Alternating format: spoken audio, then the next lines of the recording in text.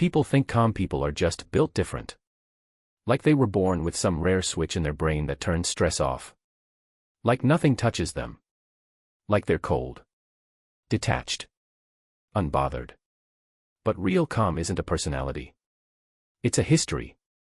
Because the kind of person who stays steady when everything is collapsing. They didn't get there by having an easy life. They got there by surviving enough chaos to finally understand one brutal truth. Panic doesn't fix anything. It only steals what you'll need to handle the problem. And that's why calm people feel almost unreal to the rest of us. When the room gets tense, they don't race to speak. They don't rush to defend themselves. They don't throw emotion like a weapon. They pause. And that pause is everything. Because calmness isn't the absence of emotion. It's what happens when emotion meets understanding.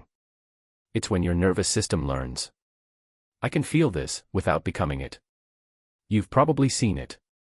Everyone is arguing, voices rising, egos clashing. And there's that one person who stays quiet, not because they're scared. But because they're watching. Not judging. Not shutting down. Watching. Like someone who's been through this storm before and already knows how it ends. And if you've ever wondered why some people can do that. Why some people seem untouchable while others fall apart. The answer goes deeper than they're mature. It's psychology. It's conditioning. It's nervous system training. Because most calm people weren't always calm.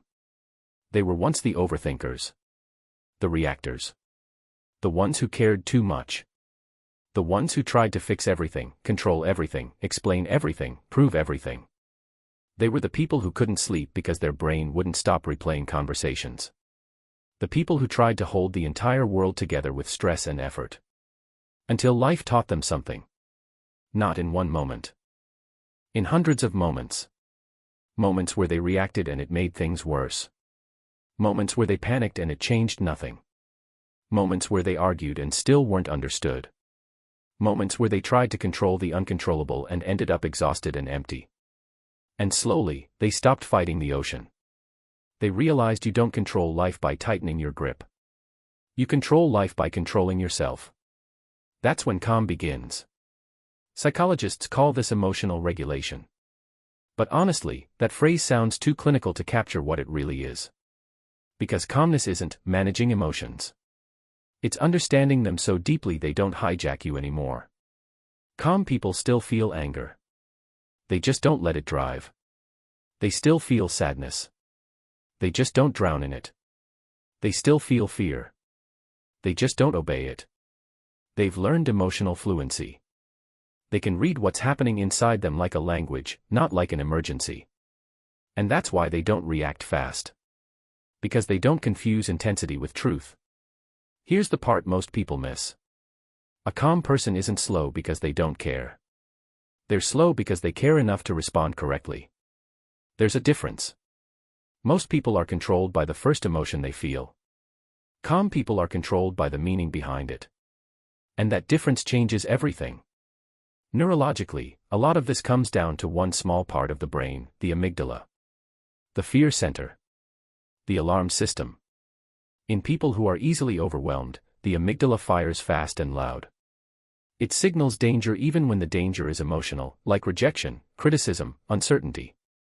And when the amygdala takes over, logic shuts down. Your body goes into survival mode. Fight. Flight. Freeze. That's why in arguments you say things you don't mean. That's why anxiety makes small problems feel like disasters. That's why stress makes you impulsive. But in calm people, something shifts. Their prefrontal cortex, the part of the brain responsible for reasoning, planning, perspective, has learned to step in. Not to suppress emotion, but to create a gap between feeling and reacting.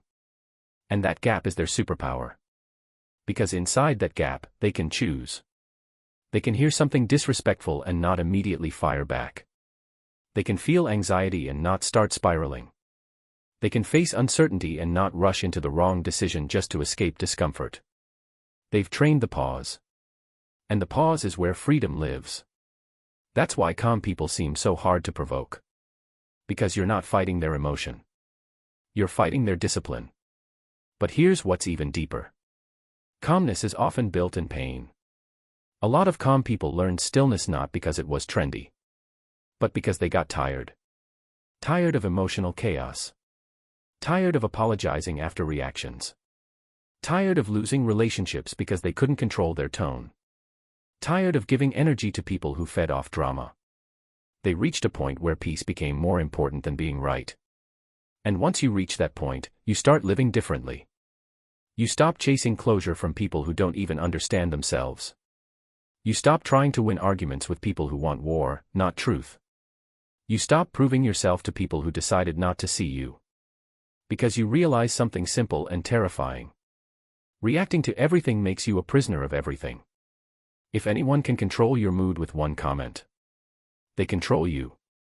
Calm people hate that feeling. So they detach, not from life, but from manipulation. From emotional bait. From pointless battles. Not because they don't have emotions, but because they finally value them too much to waste them. And yes, calm people are often misunderstood. People think they're cold. But calmness is usually compassion in disguise. Because calm people are often the ones who can hold space for others. They don't panic when you panic. They don't judge when you break down. They don't add fuel to your fire. They become the anchor. And being an anchor isn't easy.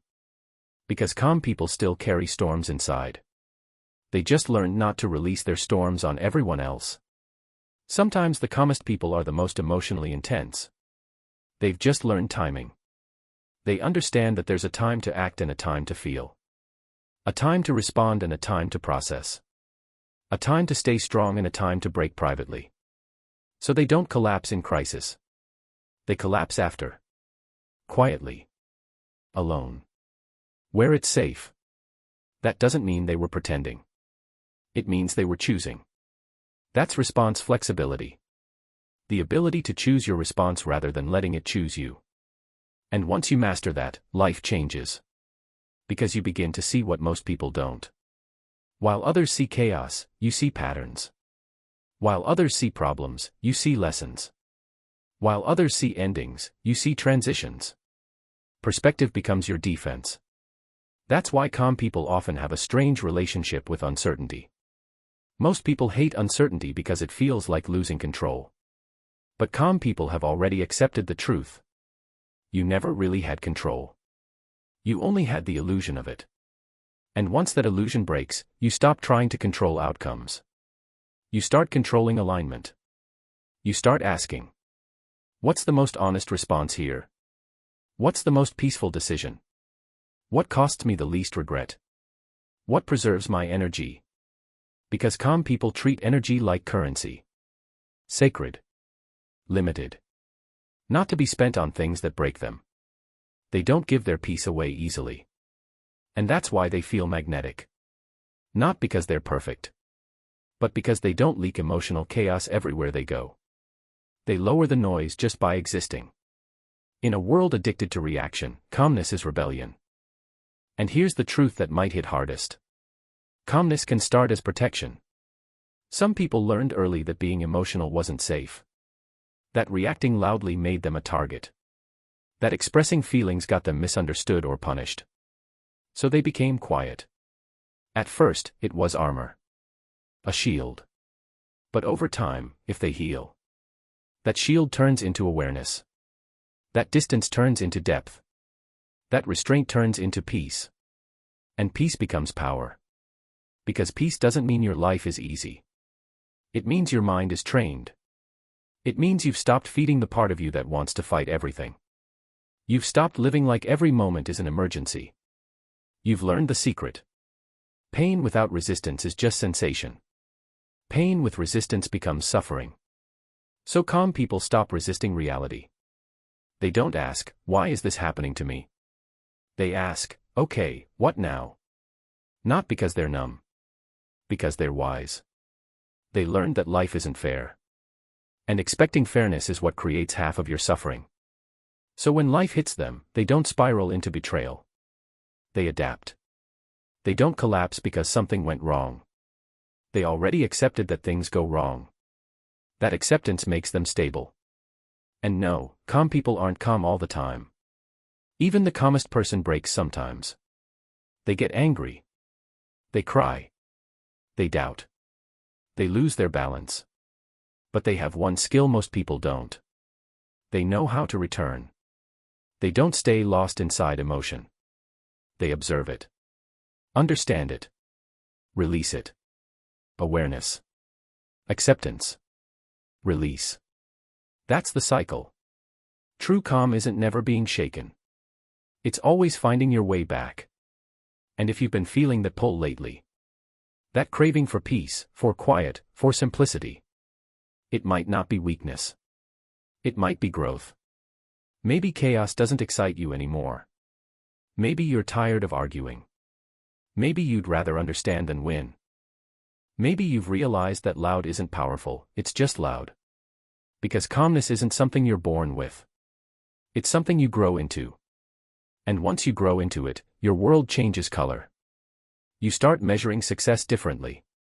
Not by how much you achieve, but by how peacefully you live. You start choosing less, and somehow it feels like more. You declutter your mind, your space, your relationships. Because calm people know the goal isn't a perfect life. It's a peaceful mind. And that peace doesn't come from fixing everything outside of you. It comes from learning to rest inside yourself. Even when nothing outside makes sense. That's what makes calm people rare. Not their lack of emotion. Their understanding of it. They don't escape the storm. They become the stillness inside it. And if you want that kind of calm, you don't need to become emotionless.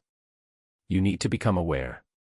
Because the calmer you become, the freer you get. Not free from pain. Free from panic. Free from unnecessary battles. Free from being controlled by every wave. You stop being tossed around by life,